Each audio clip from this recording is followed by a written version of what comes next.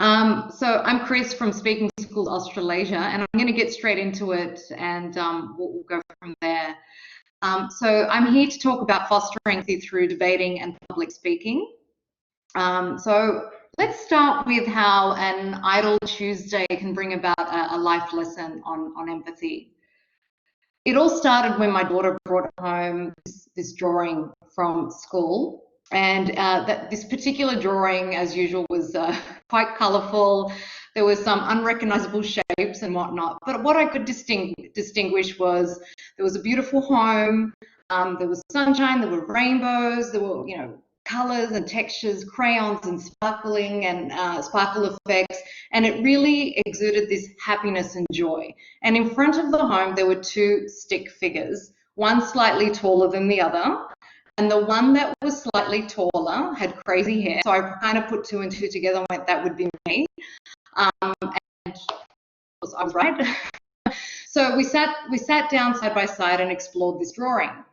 And as we explored the drawing, we talked about what each person and sort of, I guess, shape and whatnot represented. And as I said, these particular drawings and stick figures were happy. But then as we explored the drawing further and I looked to the left, I noticed there was a lonesome stick figure. This stick figure had no colour, it was simply black, had quite menacing looking fangs and very small beady eyes. And they got me curious. So I said to my daughter, who's this? And she said, that's Leon. I said, oh, okay. And who's Leon? She said, oh, that's a boy from school and he's bigger than me. Like, okay, so why did you draw Leon like this? And she said, because he's ugly and he looks like a monster. I had to catch my breath and pause as the disappointment, sadness, and a little bit of anger started to rise within me. This child had, for the first few years of her life, had uttered nothing but kindness. Yet these words that she just mouthed that she just expressed, were just full of, I guess, cruelty in reality. So I paused and I thought, how can I best use this moment to build connection with her and to really have a more empathic approach, not only from her, but from myself. So I asked her the question, do you think that's kind or unkind? Her response, I should say, was silence. So I thought, okay, I need to try this again, try in a different approach. So then I asked her, how would you feel if somebody called you ugly and a monster? Would you feel good about it? Would you want to go to school and see your friends? And she said, she just kind of shrugged, eyes to the floor. Then I tried again and I said, would your heart hurt or would your heart smile? And she said, my heart would hurt. And I saw her lips begin to quiver, her shoulders slumped, and the emotion poured out of her. I held her tightly and reassured her that, she was still very much loved, but she needed to choose kindness. And I never, ever use the words ugly or monster to describe anyone. As we held each other, as I said, I repeated the mantra, we must always choose kindness. You see, that moment for me was a learning opportunity, not only for my daughter, but also for myself as a parent. And even if you're not a parent, as a teacher or as a leader, where we have this wonderful, but also huge responsibility of modeling kindness and modeling empathic behavior towards one another and, of course, towards ourselves. And as I was doing this presentation together, I actually began reading a book at the same time. And by coincidence, I don't really subscribe to coincidences. I think everything, kind of is connected. I came across this wonderful story. And this story really resonated with me and really drove home the message of how important empathy is in the context of education and the lifelong impacts we can have, not only on individuals, but the world itself. So this particular book that I'm referring to was written by a child trauma specialist and a child psychiatrist by the name of Dr. Bruce D. Perry. So as I thought about my own daughter's story, I also, as I said, really connected with this story as well. I won't tell you the entire story, but just give you a quick summary to get to the crux of what I'm trying to express today. Dr. Bruce T. Perry shares this amazing story of a young child by the name of Peter. Just to give you a bit of context, Peter was an orphan, and the first 3 years of his life went in a crib. During these first 3 years, Peter was not given any love or attention. It was simply, attended to on a very basic level. And it wasn't just Peter, it was a number of young infants and children who were in the exact same situation. As a result of this, Peter's development was, especially social development, was quite behind. And of course, some brain development was also impacted by this. But at the age of 3, Peter was very, very blessed to have 2 very kind and loving individuals who adopted him. They not only took him into their home, but in their hearts. 2 very loving parents who gave their all to, help Peter heal, to help Peter thrive. And of course, they did not do it alone. They had a group of professionals supporting Peter along this particular journey. And one of them was, of course, Dr. Bruce D. Perry. Now, Peter began to show amazing progress. He began to exhibit happiness, still, and of course, still struggled in many ways, but was thriving. But that all changed when school came along. Peter went through kindergarten and struggled immensely. His parents were exasperated. They were seeing that Peter was regressing to behaviours that they thought he had moved away from less, socially acceptable behaviours and such. This unfortunately created a barrier between Peter and his peers. Young children and even his teachers did not know what to do. When Peter did have fierce outbursts, began to snatch toys, would begin to, place himself in a fetal position and such. As a result, Peter became more and more ostracized, more and more isolated, and became more and more alone. His parents reached out to Bruce D. Perry for some assistance, and this is where the magic happens. Bruce D. Perry decided that this kind of, change can only happen in context and in the context of relationship. Bruce D. Perry decided, with Peter's permission, of course, to visit Peter's school. And he talked to these 26 grade 1 students about Peter's amazing brain. And by unpacking this in an age-appropriate way, the children began to understand Peter a lot more. And after this talk, these 26 grade 1 students now saw Peter as their friend, now saw Peter as someone they had to nurture and love and take care of. In fact, Peter became so popular, children began to fight over him. And Dr. Bruce D. Perry ends this story with a fantastic quote. Relationships are the agents of change, and the most powerful therapy is human love. And this is exactly what we saw with Peter, with my story with my own daughter, Layla, that relationships can be the agent of change, can really change the world, even from a very small level, and then form a more empathic experience. Now over to, how do we do this in our debating and public speaking programs? Most people assume public speaking and debating is about, you just got to get up and, be confident, express your point of view or argue a point, provide a sound rebuttal, but it is far more than that. What we really like to focus on at Speaking Schools Australasia is building life skills that can be transferred into students' personal and professional relationships in the short and long term. The 3 areas I'm going to touch upon today are audience engagement and building connection, oral storytelling and role play, broadening one's horizons and staying curious, and link them back to how we can use these 3 areas to build a more empathic classroom. So I'll start with audience engagement and building connection.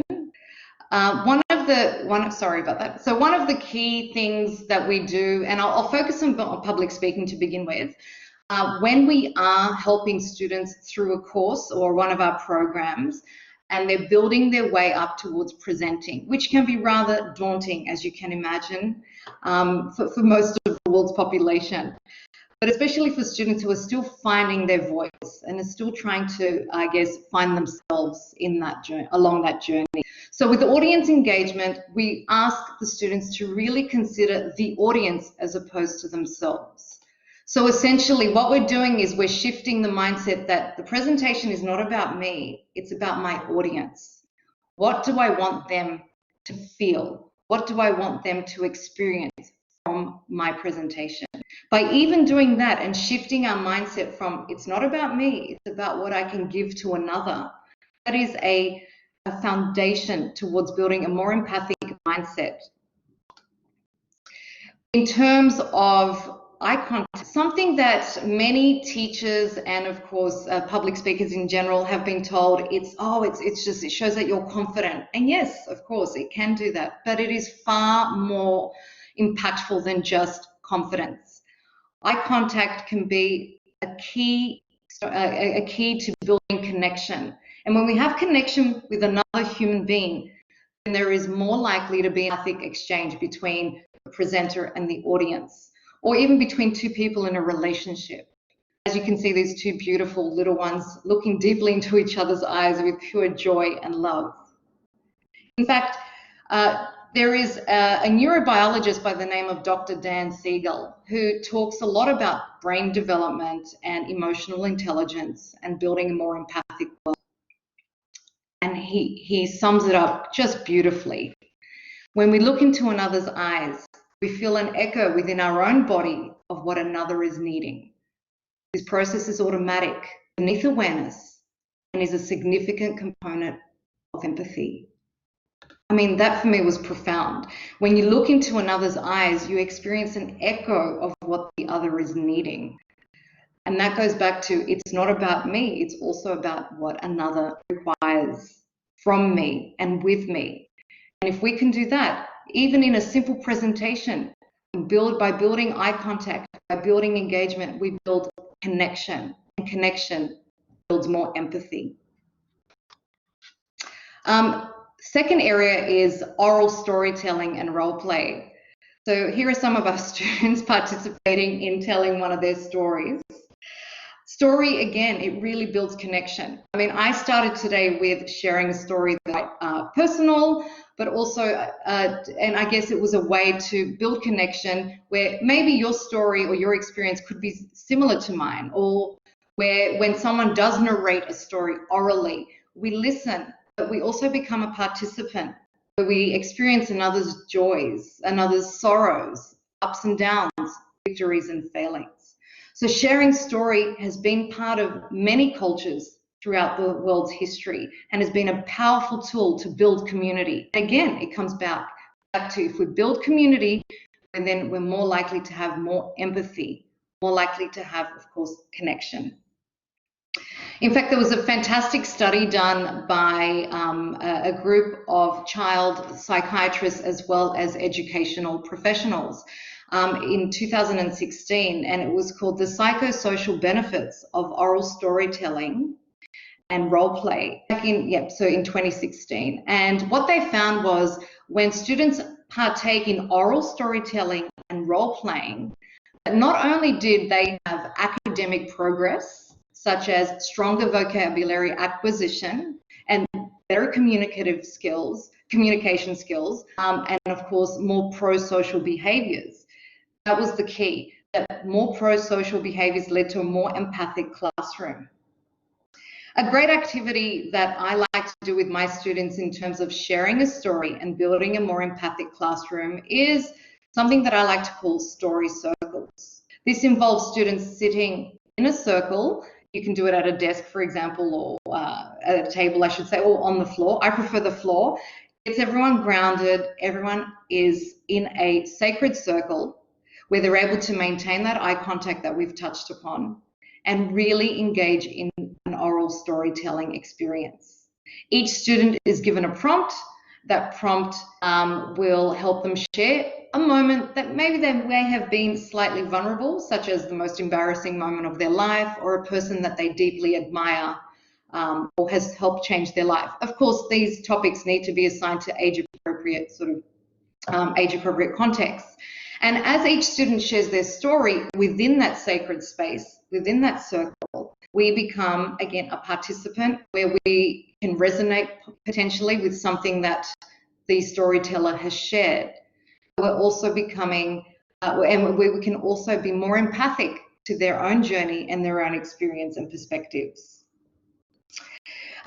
In the journal that I mentioned before, there was a beautiful way to kind of, I guess, explain this, that students have a much more limited life experience and reference of the world. So through oral storytelling and role play, they are able to experience the emotional content of another.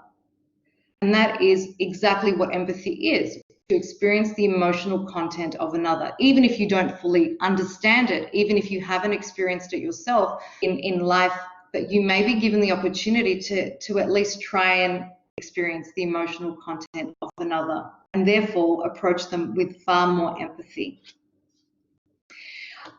In terms of debating, so I'm just going to finish up on this last area of broadening one's horizons and staying curious. Debating is fantastic for this.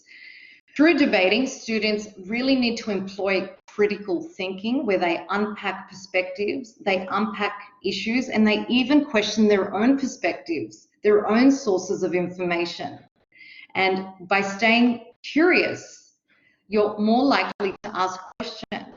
If you're asking questions, you're more likely to be far more tolerant, far more open-minded, and connect far more with other people. Even if you don't agree with their perspective, you can still maintain this openness and receptivity.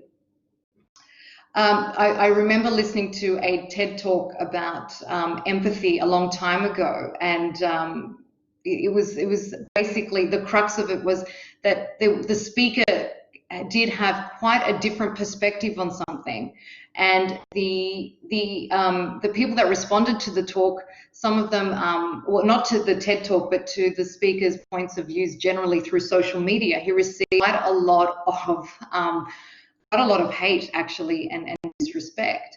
And I remember, his name is Dylan Moran, and I remember Dylan saying something quite profound, which I believe not enough of us are taught, that we don't need to agree. We don't need to, I guess, agree with another perspective, or we don't need to necessarily embrace it. But what we can do is acknowledge difference. And he says, empathy is not an endorsement. It is an acknowledgement of another's humanity who was raised differently to me. I think this is very powerful. Acknowledging another's humanity who was raised to think differently to me. And it's something that we need to remind our students of, and ourselves of, I think, quite a lot.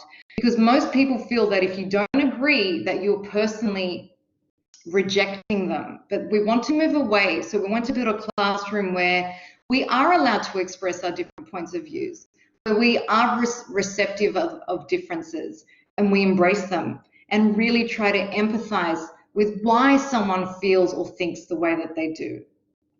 A couple of things that I like to use in my class to really drive this home is there's one particular activity we call rebuttal tennis. So in debating, you basically choose speaker A, speaker B, so two students. They come up to the front of the room. Speaker A represents the affirmative, speaker B represents the negative. You might give them a simple topic or a controversial topic, again, depending on the age and the experience level of the students. The topic is presented, and speaker A needs to present their point of view, the affirmative, and then the negative needs to represent a rebuttal. They do this in a very impromptu fashion. There is a time limit set. But what it does, it opens discussion. And part of the rules of this game are that we don't interrupt each other. We remain active listeners. We acknowledge another's perspective before we respond. So by doing what this seems as a fun game, we're actually planting those seeds of being critical thinkers, staying curious, and ultimately being more empathic. The one other thing that I like to do in the context of debating as well, and building more empathy around acknowledging different perspectives is getting students to partake in a discussion that, on issues that mean a lot to them. So, for example, it could be, let's say, the environment, quite topical at the moment. A lot of people are engaged, politically charged, and divided on this particular area of the world. And if we, let's say, break down the environment, because it's quite broad, and we break it down to something a little bit more narrow, such as, let's say, single-use plastics. So a lot of students, of course, and myself included, would be like, no, single-use plastics, they need to be banned. They're terrible for the environment. And you could rattle off an entire list of why we should ban them, and understandably so. But what we want to do now is we take this discussion where people are very much for banning single-use plastics as an example, and we flip it.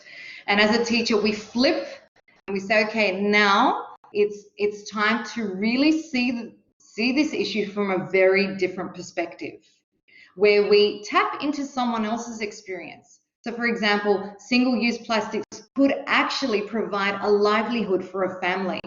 There could be a particular person in a family unit that has a job, that is employed. In fact, I remember reading something a long time ago. There are 30,000 jobs created because of single-use plastics. Now, again, this doesn't mean that we necessarily agree, but we acknowledge another person's experience. We acknowledge why this could benefit another human being, and be a little bit more empathic for people who do support the single-use plastic and continue to be used in our world. And now that might be a far-fetched example, sure, but what we're trying to do here is just get people to really think outside their own frame of reference of the world, and really consider that other people are living a very different existence. And as a result of that, we'll hold very different perspectives around issues that you may be strongly opposed to. Overall, no matter what we do, no matter what we say, I guess what I've come up with as a parent and as a teacher is we just need to model that empathy as best as we can, not only towards others, but to ourselves. And we at Speaking Schools Australasia really believe that if we have an empathic classroom, then we have happier students. And happier students means they are more well-adjusted. Students who then enter the adult world, where they carry this torch of kindness, and they leave an inspiring legacy for generations to come. If you're curious to know more about public speaking and debating and a few things that I've talked about, we have free online resources for parents, teachers and students alike to tap into. I've got it up here on the last slide. Our YouTube channel and Facebook page offer many instructional videos that are fun and engaging, and of course are free for all of you to use. So I think I'll leave it there. If anyone has any questions, please feel free to ask. Thank you.